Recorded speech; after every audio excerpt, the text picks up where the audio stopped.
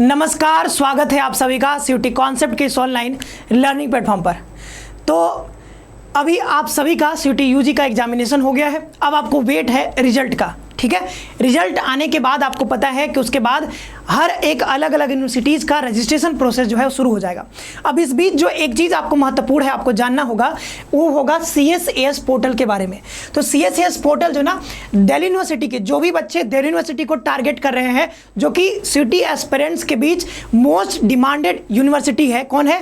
Delhi university. और उसमें बहुत सारे सीट्स भी हैं, तो इसमें से बहुत सारे बच्चे जो है दिल्ली यूनिवर्सिटी को टारगेट कर रहे होंगे। तो वहाँ पर काउंसलिंग की जो प्रक्रिया होती है, वो काउंसलिंग की जो पूरी प्रक्रिया है, एडमिशन का जो पूरा प्रक्रिया, पूरा प्रोसेस जो है, वो कहीं ना कहीं इस वाले वेबसाइट से, मतलब ये वाले वेबसाइट पे आओगे, वहां पर लिखा होगा कहीं ना कहीं CSAS पोर्टल के बारे में। उस पर क्लिक करोगे तो ये वाला ओपन हो करके आ जाएगा, ये वाला जो है पेज ओपन हो करके आ जाएगा। यही है आपका CSAS पोर्टल। और काउंसलिंग पूरी प्रक्रिया जब तक संपन्न नहीं हो जाएगी, आपको ये खोल करके इसमें जो है आपको बहुत सारी चीजें इसमें करनी होगी, इसको ओपन करके, ठीक है। तो आप देखोगे इसमें, यहाँ पर अभी यूजी का अगर आप देखोगे तो यहाँ पर यूजी एडमिशन 2024-25 लिखा हुआ है, लेकिन इसमें कहीं भी अभी CSAS पोर्टल के बारे में, ये कब ओपन होगा इसके बारे में कुछ भी नहीं बताया गया। तो अभी तक तो CSAS पोर्टल ओपन नहीं हुआ है, लेकिन ये ओपन होगा, जल्दी ही हो सकता है, लेकिन अभी इसके बारे में कोई अपडेट नहीं है कि ये कब ओपन होगा। लेकिन इस बीच आपको कुछ चीज़ें आपको जाननी महत्वपूर्ण है, वो मैं आपको यहाँ पर बता देता हूँ। तो ये वीडियो किसके लिए है? जो दिल्ली यूनिवर्सिटी को बच्चे टारगेट कर रहे हैं, ठीक है। तो ये CSAS पोर्टल है, ये वाला वेबसाइट आप ध्यान रखना, यहाँ पर आपको आना होगा। अब हम चलते हैं, आपको कुछ महत्वपूर्ण चीज़ों के बारे में बता देते हैं जो कि जानना आपके लिए इंपॉर्टेंट है।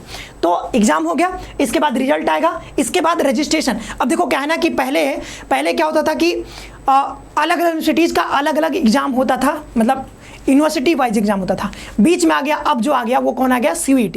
तो CUET अब एक ही बार एग्जाम हो रहा है, NTA आपका एग्जाम ले रहा है, लेकिन एग्जाम तो दे रहे हो आप एक ही बार, लेकिन काउंसलिंग आपको अलग अलग कराना होगा, अलग अलग यूनिवर्सिटीज़ का अलग अलग।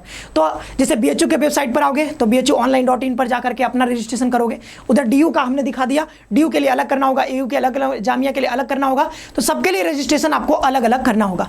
तो ये रजिस्ट्रेशन जो है ना, ये काउंसलिंग जो है, एडमिशन जो प्रक्रिया है, उसका पहला स्टेप आपका कौन सा होता है? रजिस्ट्रेशन का प्रोसेस। लेकिन रजिस्ट्रेशन का प्रोसेस, जैसे DU की बात करें तो ये रजिस्ट्रेशन का प्रोसेस रिजल्ट आने से पहले भी शुरू कर देते हैं।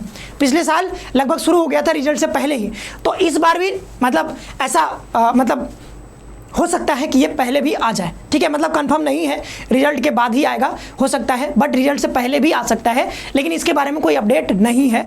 तो ये बात समझ लेना, ये जल्दी ओपन हो सकता है, जल्दी ही ओपन हो सकता है। डेट नहीं दिया गया है कि कब ओपन होगा, डेट नहीं दिया गया है CSAS पोर्टल के ओपन होने का। लेकिन मुझे जहाँ तक आशा है, ठीक है, पिछले साल को देखते हुए जहाँ तक आशा है कि रजिस्ट्रेशन से पहले, मतलब रजिस्ट्रेशन का जो प्रोसेस होगा वो रिजल्ट से पहले भी हो सकता है, रिजल्ट से पहले भी रजिस्ट्रेशन का प्रोसेस आपका यहाँ पर हो सकता है CSAS पोर्टल के थ्रू। तो काउंसलिंग की पूरी प्रक्रिया जो है वो आपकी, अगर हम देखें तो 3 फेज में कंप्लीट होती है। DU की अगर देखें तो काउंसलिंग यानी एडमिशन की पूरी प्रक्रिया 3 फेज में होती है। पहला फेज यहाँ पर है CSAS, अगर आप पोर्टल देखोगे तो पहला जो है यहाँ पर, वो पहला अगर आप देखोगे तो रजिस्ट्रेशन होता है, जो कि रिजल्ट आने से पहले भी ओपन हो सकता है।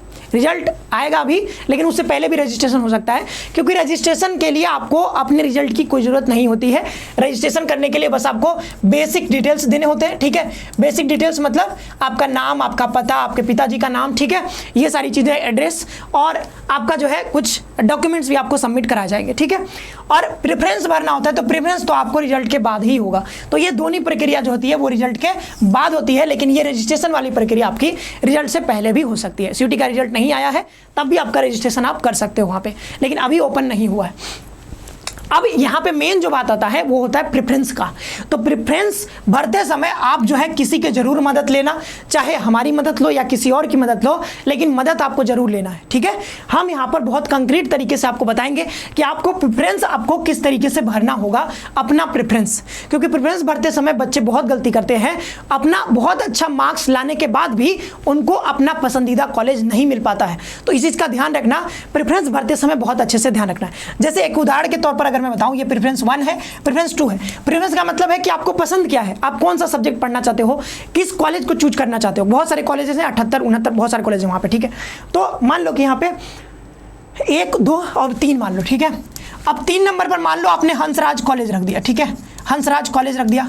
और मान लो कि 2 नंबर पर ऑफ कैंपस का कोई कॉलेज हो गया, और पहले नंबर पे आपने साउथ कैंपस का कोई जो है मतलब कोई भी कॉलेज भर दिया है, अच्छा कॉलेज नहीं भरा है मान लो, ठीक है। हंसराज तो बहुत अच्छा कॉलेज है, नॉर्थ कैंपस का।